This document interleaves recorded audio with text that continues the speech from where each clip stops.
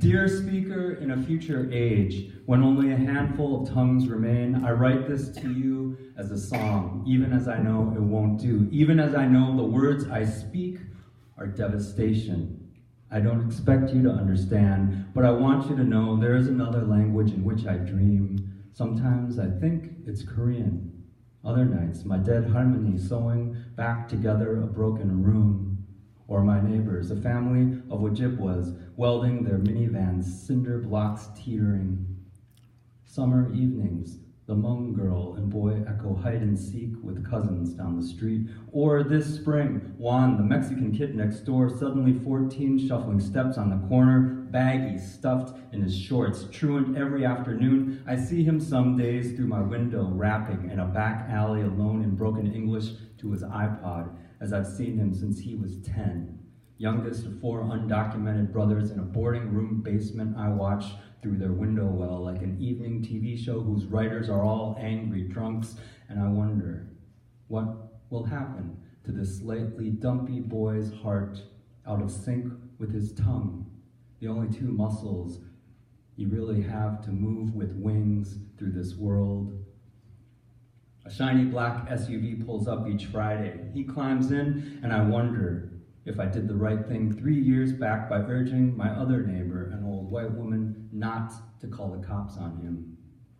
Dear speaker, in a future age when only a handful of lexical bouquets remain to light these monstrous highways, I write this to you as a human piece of coal, origin of orange, shelved away in some petrified repository, even as I know it's too late for you to bind and open me, even as I know yet another world language will become extinct this week, forever gone like Atlantis or Montezuma's kingdom, Sumerian, Gothic, Goguryeo, Tasmanian, Scots, Gaelic, Mohawk, Iroquois, like a global hurricane of power and indifference veering toward Flemish and Basque, Ainu, Anishinaabe, and yes, one day, if turnabout is fair play, maybe even this language I tease apart for inconsistencies each night to house me.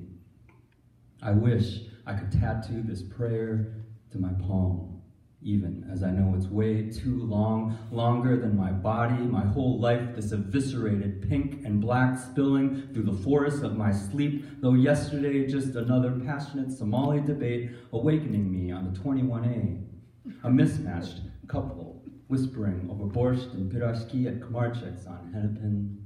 Once some Greek harangue over the baklava's freshness at Bill's imported, ah yeah, and the pho thai every day, every Sunday. I supersize, whose bony broth brings tears to my eyes in Frogtown, and sometimes I know I'm just another ghost passing through this century, one of a long line of hungry souls before me, each a spiritual refugee. Dear Father, who art in heaven, who fled your homeland, war-torn in flames, I write this to you from the end of the world, to forgive you for your rage, even as you emptied its fear into your own family's tears. All night, Manhattan, from the Williamsburg Bridge this summer is beautiful, an entire island lit up, scintillating like a Christmas tree asleep so peacefully on its side. Like the one Omni crown, each December, a newborn prince, I relinquish you from the preterite spiritual RNA erased by missionaries and sunglass generals handing out candy, cigarettes, crosses, and European names. Dear future, I'm writing you from an imperfect case in a secret code I've had to reinvent myself with. Associations and inflections, rawest of imaginations, a disciple of time and a bulky patois, adrift migrant with no motor, canvas or oars, only these few city stars, faulty neon thresholds, in truth only 2. Dear time, how I envy the cleanliness of your hands. Dear love, why do I need your shadow so deeply inside mine? I don't know where any of us are going, but I'm sure on the other side of the world there is a language I have never heard. It is beautiful. And in this dying tongue there are words for love and God that resemble bread and wing. Or another forest language in which mother and knife equal drawer and sing.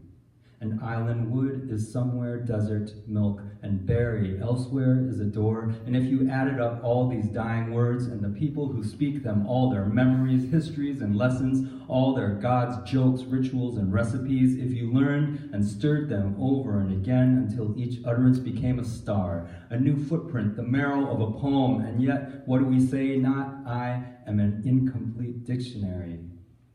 But go back to where you come from if you don't like it this way. And yet, in the canopy of listening, what rasps in these voices is not hate or even fear, but grief, these groaning doors and shrinking portals to history. Dear speaker, in a future age when not 6,000 or 3,000 or even a dozen, but only one origin of the world remains, I write this to you as an elegy. In the beginning, there was a word, but it got lonely. So it prayed for brothers, sisters, and neighbors, until love was born, but along with it came shame, passion, greed, benevolence, and need, and soon some of the words became flowers and trees, and others animals, and eventually some were human beings, queens and workers, kings and thieves.